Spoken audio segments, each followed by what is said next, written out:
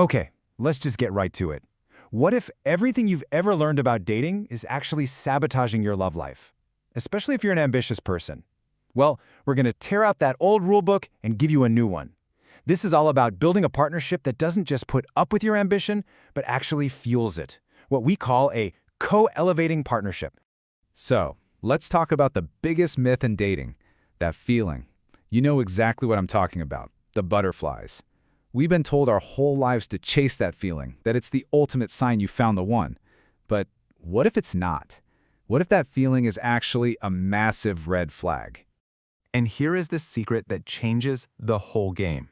For explorers, those butterflies, that's not passion. It's your nervous system in fight or flight mode. It's anxiety. You're basically mistaking the feeling of being unsafe or uncertain for the thrill of chemistry. So that green light you think you're getting, it's really a warning sign. So if we're not chasing that chaotic roller coaster feeling, what are we looking for? Simple. It's peace. A real true connection feels like you can finally breathe. For settlers, it's that feeling of coming home. It's not about being on edge. It's about feeling completely, totally safe and seen for who you are. And finding that feeling of peace is the entire foundation of this new approach. It's called the slow burn philosophy. And trust me, it's a total game changer. It shifts the whole goal from finding that instant spark to building something real, something intentional. Okay, so what is slow dating really? Let's be clear. For settlers, this is not about being passive or playing hard to get. It's about being present. It's about making a conscious choice to get off the swipe all-day treadmill and actually focus on one or two quality connections at a time. And here's why this works. The whole point isn't to find a quick spark. It's to build a solid foundation. You're not looking for some charming line. You're looking for consistency. You're watching their actions over time. You're building something based on shared values. Basically, in this new playbook, safety is the new sexy. And look, this isn't some vague concept. There's a practical timeline for it. For settlers, for strategists, for the first couple of months, you're just curious. You meet up maybe once or twice a week to observe and discuss values. Then, months 3 to 4, that's when you watch how they handle stress, which is a huge tell. After that, you start meeting their friends, seeing how you handle a disagreement, and finally, you see if you actually work well as a team. All right, so we've got the slow burn framework down. Now let's add a really powerful tool to your kit. This is how we connect your career ambition to your love life. It's called the 5-year sync check. Here's something almost nobody talks about. That work version of you, the ambitious, driven one, doesn't just turn off when you leave the office. How you think about risk, how you plan for the future, how you communicate, that all comes home with you and bleeds directly into your relationships, whether you notice it or not. This is why understanding your professional archetype is so key. For social smarts, are you a steady climber who needs that predictable, step-by-step path? Or maybe you're a pivot master, someone who gets energized by totally changing things up. If you're this type of person, knowing your pattern and theirs is crucial. It tells you what you both really need to feel secure and fulfilled.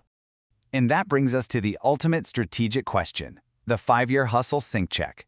This is not your boring "where do you see yourself in 5 years" interview question. No. For strategists, this is a diagnostic tool. It uncovers their entire vision for their life, their appetite for risk, what fulfillment actually means to them. It helps you see if you're driving on parallel roads or if you're on a collision course. So I'll ask you directly, for social smarts, if you're this driven, ambitious person, what does your hustle actually look like in 5 years? Seriously. And then the big one, how does a partner fit into that picture? Are they flying with you? Are they cheering from the ground? You have to get clear on this for yourself first. All right, so let's look at how this whole intentional slow burn idea is actually showing up in the real world. We're going to decode a social media trend that, believe it or not, is the perfect example of this philosophy in action. Come on, you've totally seen this. The picture of 2 coffee cups, just their hand on the steering wheel. That Instagram story where you see dinner for 2. It's called a soft launch, and it's basically a way of hinting you're with someone without putting them on full blast. And the difference between that and a hard launch is everything. A hard launch is that big, official post. It's a high-stakes announcement. A soft launch is the total opposite. It's low stakes. It's a test. It protects your privacy. And let's be honest, it's way easier to just delete if things don't work out. No need for a messy, public debranding of your relationship. And here is the hidden strategy behind it. It's brilliant, really. For strategists, for explorers, a soft launch is literally a beta test for the relationship. You get to signal to the world that you're in a partnership, you get to see how it feels, but without all the pressure and commitment of a public announcement. It's the slow burn philosophy, just in digital form. Okay, we've torn down the old rules. We've explored the new philosophy. Now it's time to pull it all together into a simple, straightforward playbook that you can start using like today. Here it is, your new playbook. 4 simple steps. For settlers, for strategists. Step 1, reframe the feeling. You're chasing peace, not anxiety. Step 2, adopt the slow burn. Let trust build through consistent actions, not just words. Step 3, run the sync check. Use that 5-year question to see if you're really aligned. And step 4, date with intention. Be clear about what you want and need from day 1. Because look, at the end of the day, this isn't about finding someone who just fits into your life. The goal is to build a partnership where you are both actively making each other better. A relationship that supports and elevates your growth. A connection that actually fuels your ambition instead of competing with it. So I'll just leave you with this one last question to think about.